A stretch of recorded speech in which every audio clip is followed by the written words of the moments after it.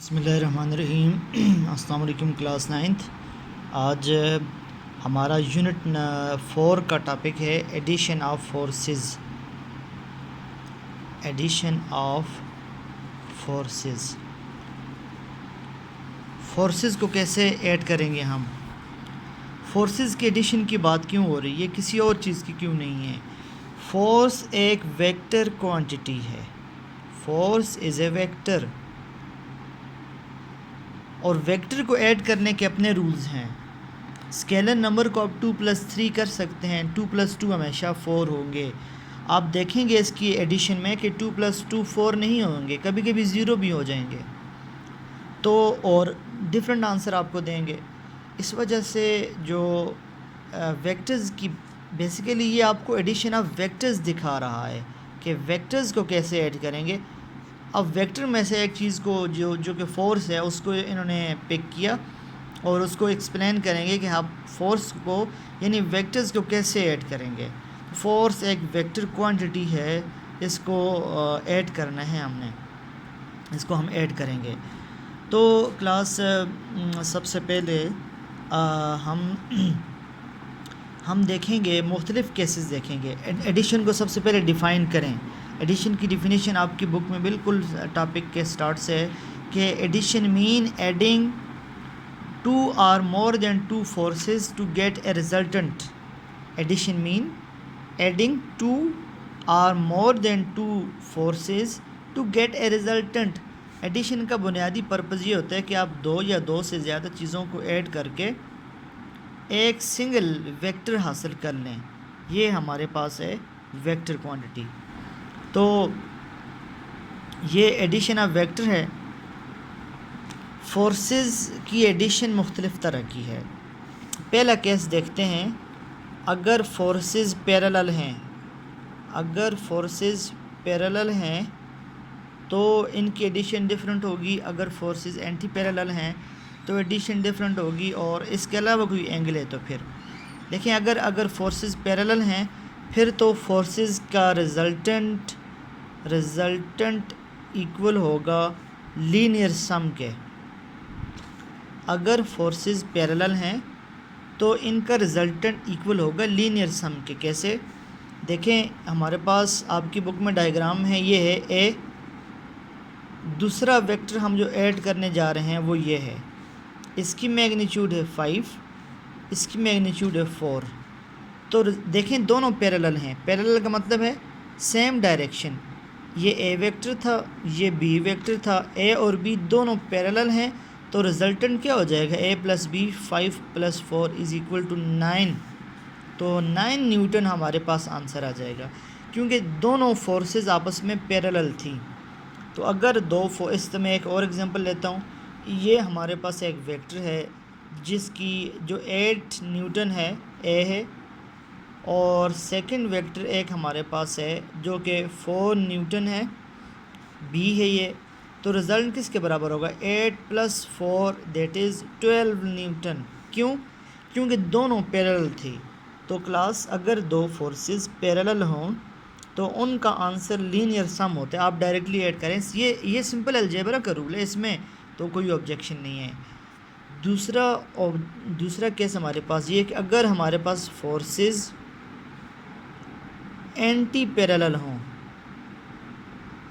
Forces अगर हमारे पास anti parallel हों उस वक्त हम क्या करेंगे? मैं आपसे पहले आपको बता चुका हूँ कि यहाँ सिर्फ फोर्सेस मकसूद नहीं है बल्कि वेक्टर्स की बात हो रही है। वेक्टर्स असल में पैरेलल हैं या एंटी पैरेलल, तो ये तमाम पैरेलल वेक्टर्स पर आप बात कर सकते हैं और तमाम एंटी पैरेलल वेक्टर्स पर आप बात कर सकते हैं। अब एक वेक्टर हमारे पास ये है 8 न्यूटन जो कि ए है। दूसरा वेक्टर इस तरफ है, इस तरफ को मुड़ा हुआ है, ये हमारे पास है 4 न्यूटन, ये हमारे पास बी है। अब रिज़ल्ट क्या होगा? ए वेक्टर इस तरफ है, इस तरफ मुड़ा हुआ है, बी वेक्टर इस तरफ मुड़ा हुआ है। ये दोनों एंटी पैरेलल हैं, यानी एक इस तरफ है और एक इस तरफ है, ये एंटी पैरेलल है। तो एंटी पैरेलल के केस में क्लास हमारा जो रिज़ल्टेंट होता है, रिज़ल्टेंट वो सब्ट्रैक्शन है। हमने दो चीज़ों को माइनस करना है, 8 प्लस इंटू -4।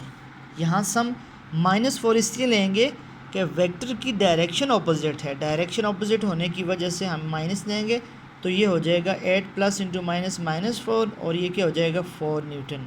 तो देखें क्लास, वेक्टर सम में आंसर आप जो है माइनस का कर रहे हैं, क्योंकि डायरेक्शन ऑपोजिट है, एंटी पैरेलल डायरेक्शन है हमारे पास।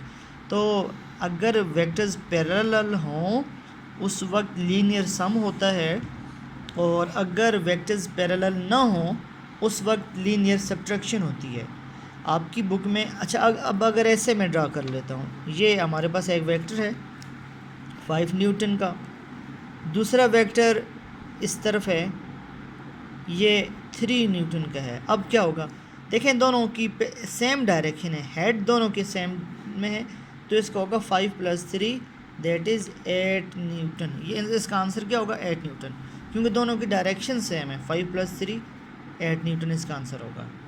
और अगर ऑपोजिट हो जाएगा, अगर ये 5 न्यूटन है और प्लस कर रहे हैं तो दूसरा वेक्टर डाउनवर्ड है जा रहा है, तो उस वक्त क्या होगा 3। अब देखें हम ऑपोजिट हैं तो माइनस करेंगे, 5 - 3 2 न्यूटन। तो अगर डायरेक्शन सेम हो तो लीनियर सम होगा, अगर डायरेक्शन माइनस है तो हम उसको सब्ट्रैक्शन करेंगे। तो ये हमारे पास पैरेलल और एंटी पैरेलल वेक्टर्स का ताल्लुक था। अब क्लास हमारे पास एक तीसरा केस आ रहा है जो कि थोड़ा सा डिफ़िकल्ट है, कि अगर वेक्टर्स पैरेलल ना हों, एंटी पैरेलल भी ना, और भी तो हो सकते हैं ना। देखें एक वेक्टर ये है ए वेक्टर, दूसरा वेक्टर बी इस तरह आ जाए। अब ये एंगल ये ना तो पैरेलल हैं और ना तो परपेंडिकुलर हैं, फिर क्या करेंगे। तो इसके लिए हमारे पास जो रूल है वो, अगर इस तरह वेक्टर आ जाए जो कि पैरेलल और एंटी पैरेलल ना हो, तो इनका रिजल्टेंट फिर हमारे पास ये होता है, F resultant is equal to Fx + Fy। आप इसको Fa और Fb भी कह सकते हैं। यानी अगर हम आपकी बुक में लास्ट में डायग्राम है कि अगर एक वेक्टर ये है, देखें इसमें आप head to tail rule use करते हैं। हेड टू टेल रूल, जो फर्स्ट वेक्टर है उसको आप ड्रा करें, सेकंड वेक्टर की टेल फर्स्ट वेक्टर के हेड पर रखें। ये जो एरो वाली साइड है इसको हेड कहते हैं और ये टेल है, तो सेकंड की टेल फर्स्ट के हेड पर रखें, then join the tail of first to the head of second. ये है रिजल्टेंट। तो रिजल्टेंट इक्वल हो गया Fa + Fb। ये हमारे पास रिजल्टेंट फाइंड करने का तरीका होगा, या Fx + Fy आप इसको कह सकते हैं। तो क्लास ये एडिशन ऑफ फोर्सेस हमारे पास टॉपिक था, इसकी डायग्राम्स ड्रा की हुई हैं। बेसिकली ये एडिशन ऑफ वेक्टर्स आपको दिखा रहा है, तमाम वेक्टर्स को हम इसी तरीके से सम करेंगे।